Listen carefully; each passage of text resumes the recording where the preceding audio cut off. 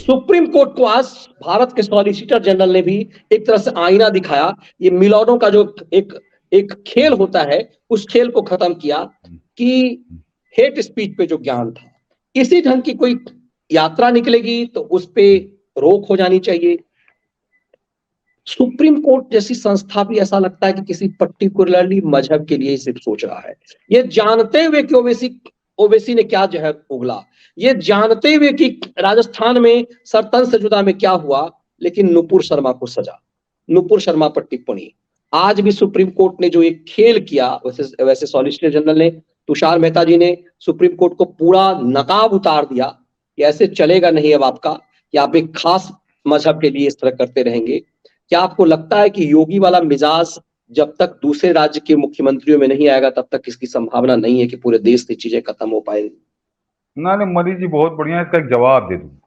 मैं अक्सर कहता हूं, और उसका अब तो एक उदाहरण भी है, कि अभी तो सॉलिसिटर जनरल बोले मनीष जी, कल इस देश का प्रधानमंत्री कह देगा कि मैं नहीं मानूंगा तुम्हारी बात, मैं नहीं मानूंगा, तुम देते रहो फैसला, मैं नहीं मानूंगा, क्या कर लोगे उसका? और ये क्यों कह रहा हूं, अभी एक उदाहरण बताता हूँ मनीष जी। कल ही हम लोगों ने 2 दिन चर्चा की है, और पूरे देश का मीडिया चर्चा कर रहा है कि जब इस उत्तर प्रदेश में अखिलेश यादव मुख्यमंत्री हुआ करते थे उत्तर प्रदेश के, तो अतीक अहमद का मुकदमा सुनने से 10 जजों की हिम्मत नहीं पड़ी थी। जरा समझिए, ये वही स्थिति थी कि जब नहीं मानेंगे तुम्हारी बात। ये जब अखिलेश यादव ने एक तरह से कह दिया था कि जब तुम्हारी औकात नहीं कि तुम इसको सजा दे दो या इसकी जमानत रद्द कर दो, 10 जजों ने, हाई कोर्ट के 10 जजों ने कहा था कि हम इसका मुकदमा नहीं सुनेंगे। तो एक प्रदेश के मुख्यमंत्री की केवल दिमाग नजर टेढ़ी हो गई थी, तो मुकदमा सुनने की तो हिम्मत नहीं हुई थी। और एक प्रधानमंत्री इस देश का जो शराफत से पेश आ रहा है, सारे संविधान का पालन करते हुए, तो रोज उसके कोई ना कोई उंगली, रोज कोई ना कोई कानून, तो कुर्सी छोड़ो और अपने चुनाव लड़ो। 2024 में चुनाव होने जा रहा है, सब लोग चुनाव लड़ो इसमें। ये तमाशा बना दिया मनीष जी। आज अगर वो तुषार मेहता फटे हैं तो बिल्कुल सही फटे हैं। मैं बता रहा हूँ, जब नुपुर शर्मा आला हुआ था तब से मैं कह रहा हूँ कि धीरे धीरे स्थितियां उसी बिंदु की तरफ बढ़ रही हैं कि एक दिन इस देश का प्रधानमंत्री कह देगा कि जाओ तुम्हारी नहीं मानूंगा। और ये ऐसा नहीं कि कोई बड़ा अनोखा काम होगा। 1979 में 77 में इंदिरा गांधी ने कह दिया कि जाओ तुम्हारी नहीं सुनूंगी। सन 75 क्या कर लिया था 75 में कहा था, 77 में आ रही, 80 में उससे ज्यादा 2/3 बहुमत के साथ लौट के आई। वो जो महोदय थे वो कहीं पता नहीं कहाँ चले गए, उनके कहीं उनका आता पता नहीं है। इंदिरा गांधी इतिहास के पन्नों में दर्ज हो गई, अमर हो गई। तो ये जब तक मनीष जी की इज्जत दी जा रही तब तक इज्जत ठीक है, लेकिन अब उसकी जब इंतहा कर दोगे, कांग्रेस के पार्टी बन के अगर धंधा करोगे तो फिर तो ये नौबत आ जाएगी। और ये इस देश का प्रधानमंत्री नहीं, इस देश की जनता किसी दिन कह देगी कि जाओ नहीं सुननी।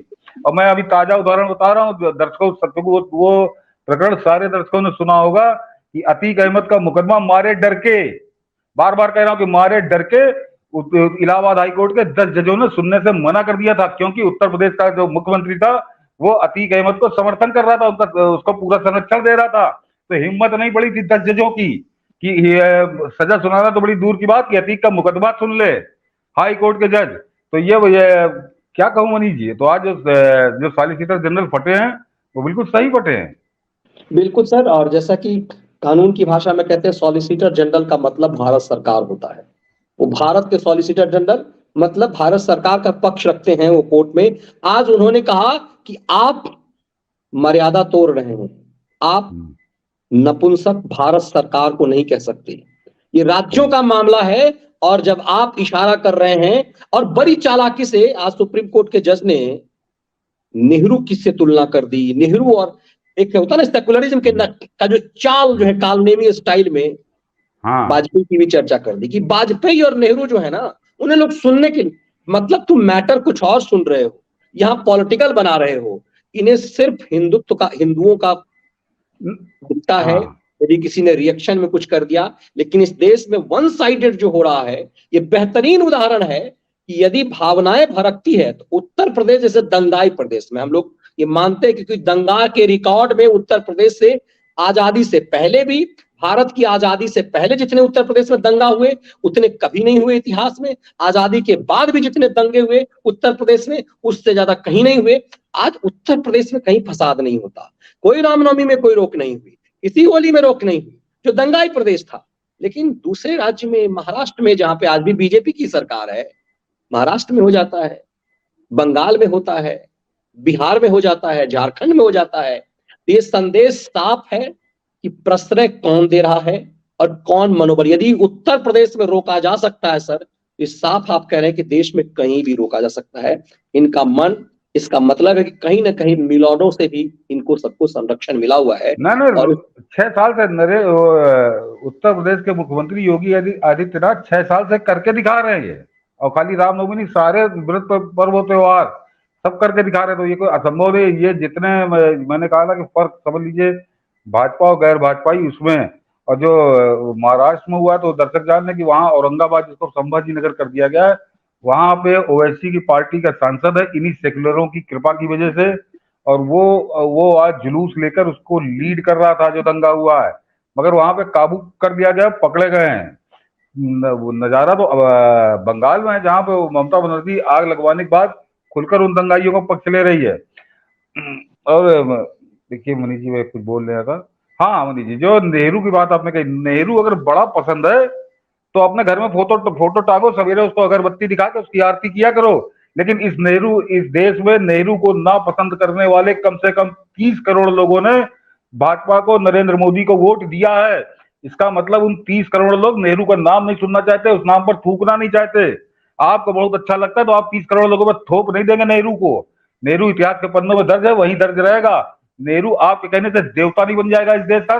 30 करोड़ सीधी सीधी बात है कि जिसने भाजपा को, नरेंद्र मोदी को वोट दिया है, उसके लिए नेहरू की कोई औकात नहीं। नेहरू को वो दुश्मन की निगाह से देखते हैं, एक ऐसे तत्व के रूप में देखते हैं जिसने इस देश का नाश कर दिया, इस देश के 2 टुकड़े किए। एक बार हिंदुस्तान पाकिस्तान बनवाया, दोबारा उसने चीन के हाथ दे दी जमीन, 40,000 किलोमीटर कश्मीर दे दिया पाकिस्तान को। उस नेहरू को अगर तुम देवता मानते हो तो तुम उसके घर में फोटो लगा के अगरबत्ती दिखाओ, रोज उसकी आरती उतारा करो। लेकिन इस देश में 30 करोड़ लोग ऐसे हैं जो नेहरू से घृणा करते हैं।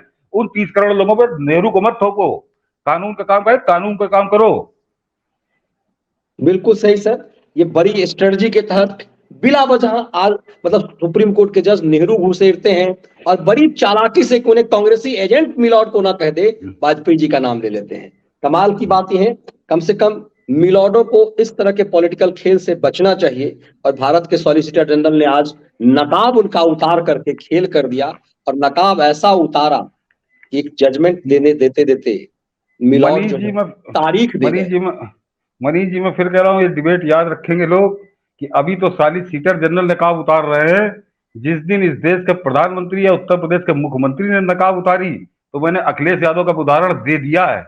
और अखिलेश यादव और योगी आदित्यनाथ में जमीन आसमान का फर्क है। अखिलेश यादव मायावती का उदाहरण दिया था सर एक बार। हाँ, मायावती तो करके दिखा चुकी, मनीष जी। आपको तो मैंने इस बार दिखाया था। मायावती ने तो ऑर्डर ही नहीं माना, आपने तो मुझे दिखाया था, वो पूरा लखनऊ घुमा करके आपने मुझे दिखाया था अपनी गाड़ी में बैठा करके। वो काशीराम स्मारक सुप्रीम कोर्ट का स्टे लगा रहा और वहां रात दिन काम चला, रुकना तो छोड़ दीजिए, रात में भी काम, दिन में भी काम। और मनीष जी, आपने देखा वो 6 लेन की रोड है, बिल्कुल आपने उसके किनारे किनारे पूरा घुमा करके मुझे समझाया था कि कैसे देखिए ये सब काम होता रहा और सुप्रीम कोर्ट के आदेश पर रात में काम होता रहा। सुप्रीम कोर्ट ने रोकने का आदेश दिया, रात और दिन 24 घंटे काम होता रहा और 4,500 करोड़ का काम होता रहा। ये भी समझ ले। आपने देखा हो कितना आलीशान वो काशीराम का बनाया जो स्मारक है, उस पे ये कांग्रेसी जाके स्टे ले आए थे कि सुप्रीम कोर्ट का स्टे है, इसको रोक दो। मायावती ने एक दिन काम नहीं रुका। क्या कर लिया मायावती का? तो ये तो जब तक नरेंद्र मोदी और योगी आदित्यनाथ जैसे लोग लिहाज कर रहे हैं तब तक की बात है कि वो तो सहयोग है मनीष जी। मेरा घर ही उस रास्ते में, तो मैं रोज देखता था और अखबार में पढ़ा। और ऐसा नहीं कि अखबारों ने लिखा भी फोटो सहित, ये काम रुका नहीं, ये काम चल रहा है, छापते रहो। तो वो जब तक एक लिहाज होता है तभी तक होता है। उसके बाद हमने कहा ना कि अभी तो सॉलिसिटर जनरल जिस दिन इस देश के प्रधानमंत्री, वही बात है ना कि कमाल का, मैंने अलग से विश्लेषण किया, व्यूअर्स देखें उसे। केरल का एक याचिकाकर्ता, अपने राज्य में पीएफआई का गंध था, उस पर कभी नहीं आया। केरल का याचिकाकर्ता महाराष्ट्र का मुद्दा उठाता है और मिलॉर्ड उसे मोदी का मुद्दा बना देते हैं। यही असली खेल है। कुमार सिंह जी का एक और सुपर चैट का सवाल है, वहीं सब शुरू करते हैं। मनीष जी, कहीं ऐसा तो नहीं कि राहुल गांधी के क्लीन बोर्ड होने पर मिलॉर्ड बौखला गए हैं और कांग्रेस को प्रोटेक्शन देना चाह रहे हैं। नहीं, ऐसा तो बहुत पहले चल रहा है, ये तो खेल पहले चल ही रहा है। बिल्कुल इस बात पहले को से चल ही रहा है। इस बात को हम अब क्या, इस बात को हरीश साल्वे कह चुके हैं, जो बहुत अच्छे से जानते हैं। हम लोग तो समझिए 1% भी नहीं जानते।